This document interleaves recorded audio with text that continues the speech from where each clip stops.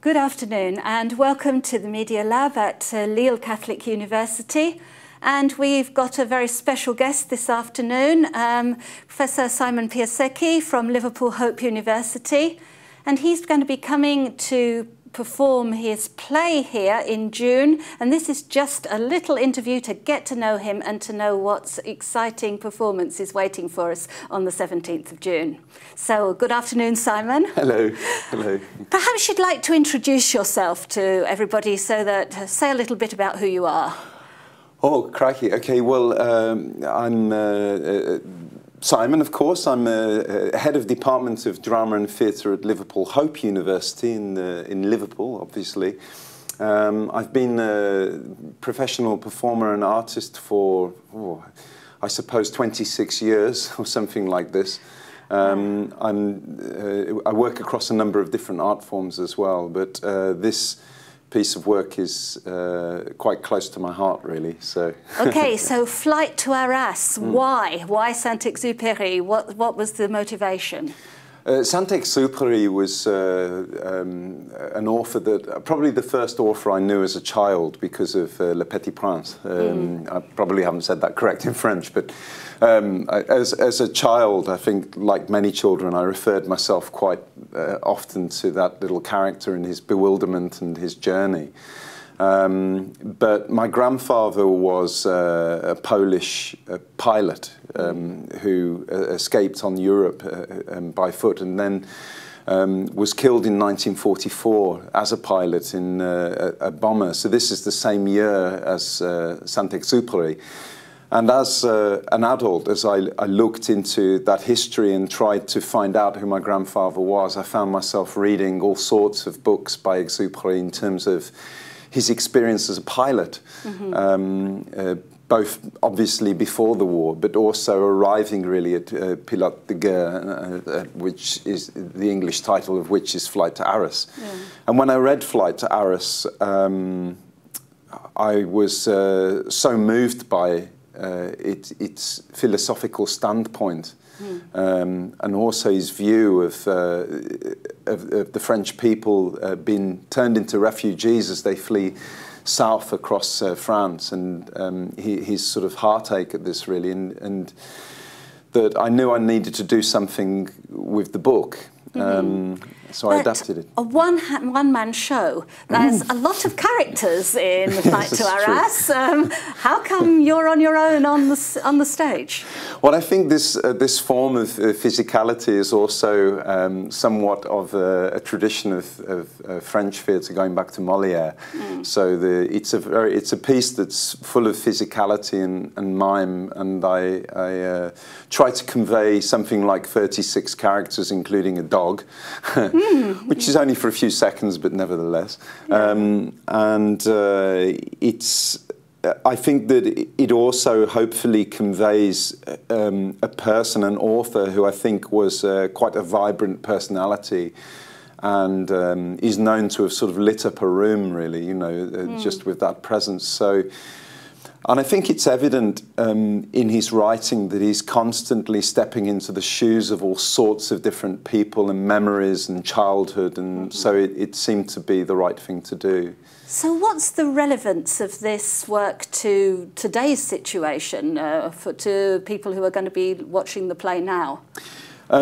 I've been making performance and artwork about really exploring identity for 16 years in all sorts of different contexts. I've taken audiences over mountains at night and made strange performance art pieces in studios and all sorts of things. And as I adapted this piece, of course, the sort of terrible events unfolding in Europe at present occurred, and suddenly I realised how present his writing needs to be, because at the beginning of this book, he's really lost his faith. You know, he sees the end of civilization, the end of France, the end of Europe, the end of everything, and he can't.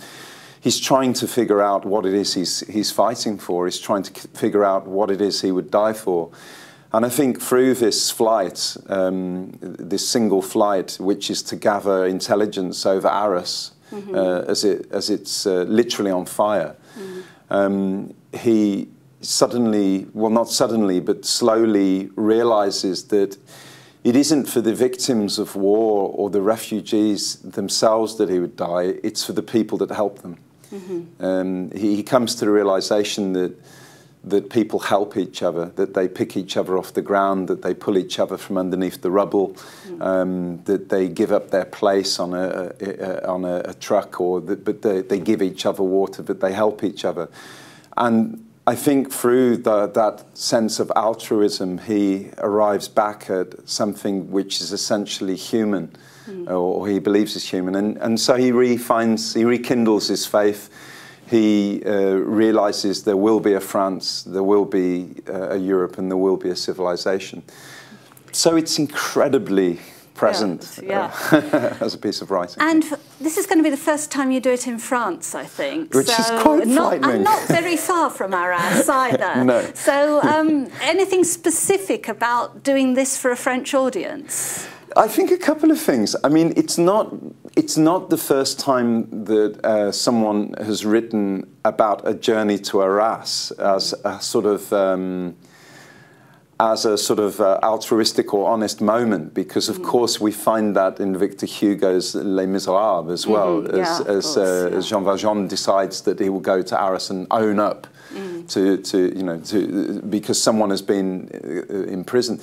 So there's something particularly French, I suppose, about that story. But I think from the point of view of the question, it's frightening to do it in France because my adaptation is of an English translation of a French author, not just any French author, but possibly one of the most celebrated French authors. So I feel very honoured to bring it to Lille and hope very much that it'll be watched in the spirit that I perform it. It's full of humour and comedy and love. I've done it with love. And just a final question, it's in the context of the international conference between our two universities on adaptation. Yes. So was there anything particular about the adaptation process for you that was original? It's a brilliant question. Absolutely. Saint-Exupéry will fly into pages of philosophy around one object, around one moment.